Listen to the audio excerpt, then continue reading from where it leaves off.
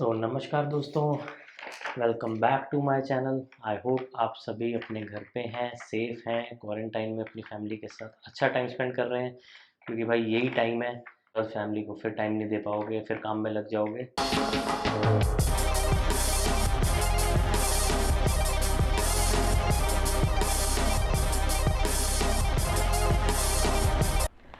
तो चलिए उसके बाद आगे बात करते हैं एक्सटेंडेड वारंटी की। एक्सटेंडेड वारंटी मैं आपको क्यों रेकमेंड करूँगा, क्योंकि भाई गाड़ी महंगी है, इनके पार्ट्स इतने महंगे हैं कि आप अगर उसे वैसे अलग अलग जोड़ने लगो ना तो भाई 1.5 करोड़ से ऊपर की गाड़ी पहुंच जाएगी। हद महंगी है। तो आप वो लो, और ऐसा नहीं है कि अगर लग्जरी गाड़ी एक ले ली है तो उसके अंदर कोई प्रॉब्लम नहीं आती है, ये छोटी गाड़ियों में ही आएगी। हद प्रॉब्लम्स है। मेरी गाड़ी बहुत टाइम सर्विस सेंटर भी खड़ी रहती है, एंड ये सब चीज़ें मैं चेंज करवा रहा होता हूँ क्योंकि मुझे चाहिए कि गाड़ी मेरी up to date tip top रहे। सो इसके अंदर अब बात कर लेते हैं भाई कि एक्सटेंडेड वारंटी मुझे कितने की पड़ी। इसकी एक्सटेंडेड वारंटी आती है भाई अप टू 6 ईयर्स। 3 ईयर्स जो है वो कंपनी देती है न्यू सेल करने पे, तो 3 ईयर्स तो आपको मिलेगी। तो अगर आप प्री ओन्ड सेगमेंट में जा रहे हो तो कोई भी गाड़ी प्रेफर करना जो 3 साल के अंदर अंदर वाली गाड़ी परचेज हो। अगर आप आज 2020 में ले रहे हैं अप्रैल में, तो आपकी गाड़ी जो है होनी चाहिए अप्रैल 2017 के बाद की, उससे पहले की नहीं। तो मैंने ली है इसकी 5 साल तक की। जो 5 साल की मैंने एक्सटेंडेड वारंटी ली है भाई, वो पड़ी है मुझे 1,78,000 की, इंक्लूसिव टैक्सेस। तो 1,78,000 में आप कहोगे भाई क्या क्या कवर्ड है। भाई इसमें सब कुछ कवर्ड है। लाइट्स कवर्ड है, इसके अंदर आपके सनरूफ कवर्ड है, सस्पेंशन कवर्ड है, everything is covered except for जो कंज्यूमेबल्स होते हैं, वेयर एंड टियर वाली आइटम्स। रबड़ नहीं होगी, जो रबर टायर्स हैं, रिम नहीं होंगे आपके। वैसे अगर रिम में कोई प्रॉब्लम आ जाती है वो कवर्ड होगा, बट अगर एक्सीडेंटल या कुछ आ जाए वो आप वारंटी में नहीं ले पाओगे, वो आपको क्लेम ही लेना पड़ेगा। Everything is covered. बुश रबड़ जो है, रबड़ बुशेस, वो सब कवर्ड नहीं है, तो वो एडिशनल आपको पे करना पड़ेगा। चलो नेक्स्ट बात करते हैं भाई। उसके बाद मैं आपको बताता हूँ अब इसके टायर्स।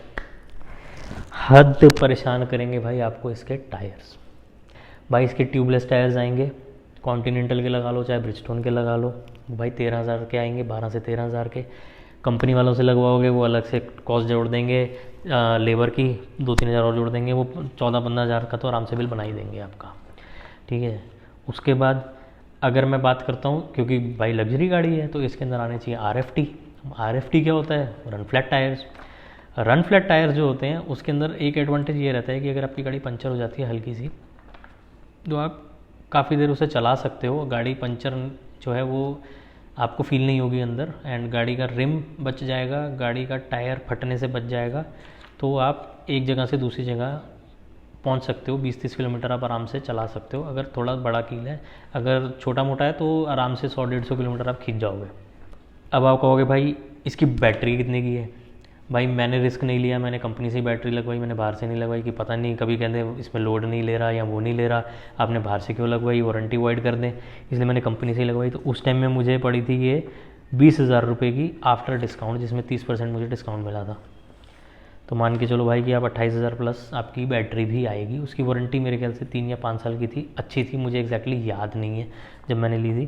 तो अब जैसे मैंने आपको बताया था कि भाई ब्रेक पैड आप कहोगे कि कितने के हैं। भाई इसके ब्रेक पैड्स अगर हम बात करें तो फ्रंट वाले 14,000 के हैं, पीछे वाले 11,000 के हैं, प्लस वो इसके अंदर 5-6 हज़ार की लेबर जोड़ देते हैं। तो आपका 16-17 हज़ार का बिल आराम से ये लोग खींच लेते हैं। जितना मर्जी आप उनसे बार्गेन कर लो, वो आपका इतना खींच देंगे।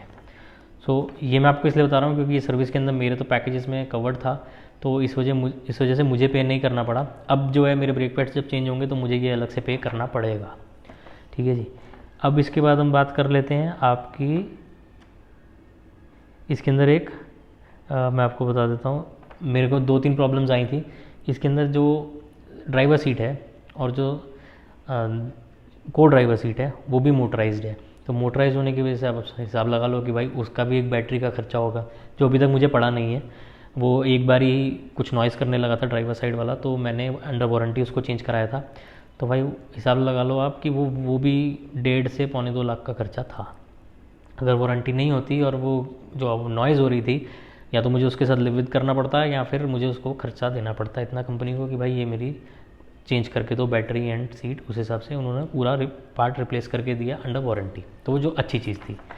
अभी रिसेंटली मेरे फ्रंट एक में ड्राइवर साइड वाला जो शॉकर स्टड होता है वो कुछ प्रॉब्लम कर रहा था, वो भी क्योंकि मैंने वारंटी ली हुई थी अप टू 5 ईयर्स, तो वो मेरा फ्री ऑफ कॉस्ट उन्होंने चेंज करके दिया है, जिसकी कॉस्ट आप लगा लो भाई 1 लाख रुपए है। एंड उसके बाद दूसरी भी साइड में कुछ प्रॉब्लम आ रही थी, जो को ड्राइवर साइड है, तो उसका जो शॉकर स्प्रिंग है, कॉइल है, उसी में प्रॉब्लम थी, तो वो भी चेंज हुआ है, तो वो भी 80-90 हज़ार का खर्चा था।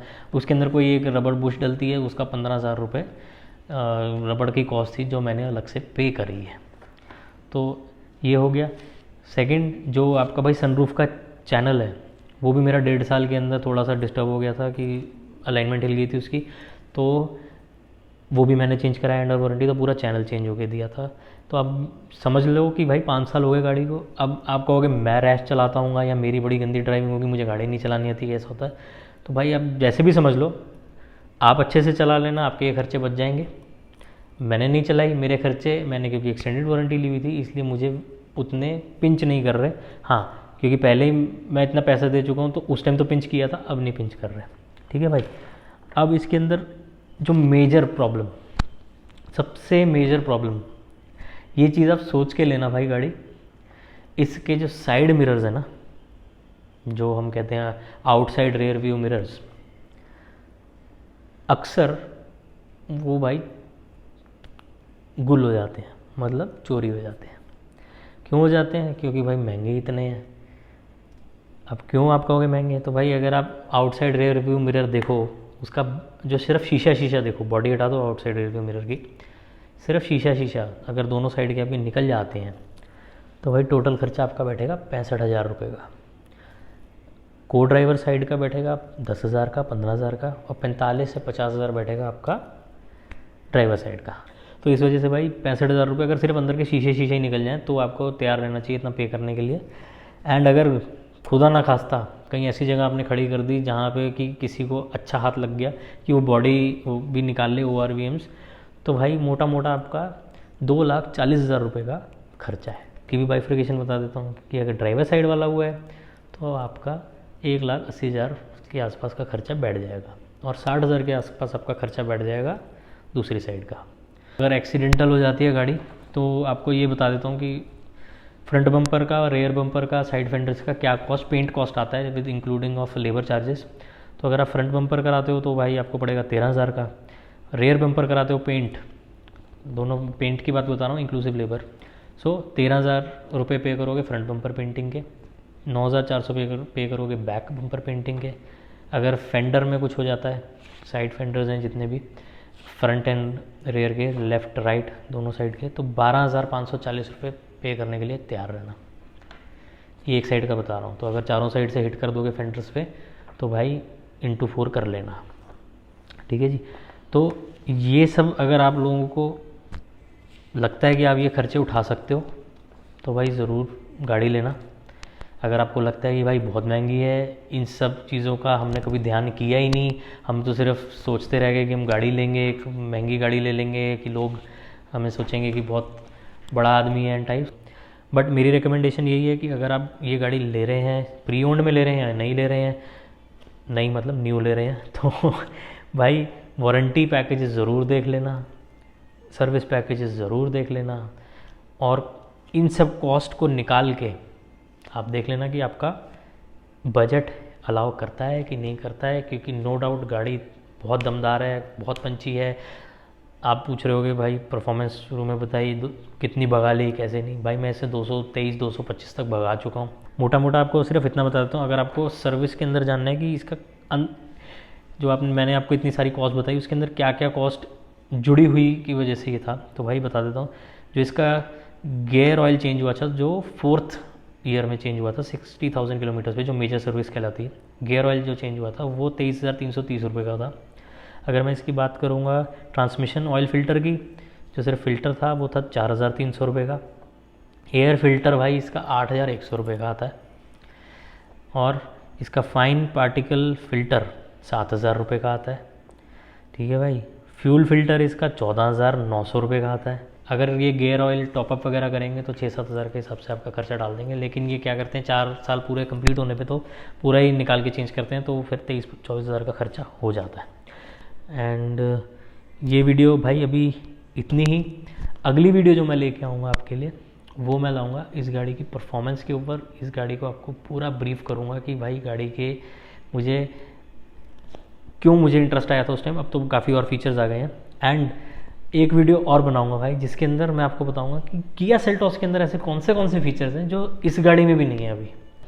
तो भाई अगर मेरी वीडियो पसंद आई हो तो भाई लाइक करना, शेयर करना, और भाई चैनल सब्सक्राइब कर लेना, क्योंकि चैनल सब्सक्राइब कर लो, आगे और ऐसी वीडियोस आपको दिखाता रहूँगा, आपको बताता रहूँगा।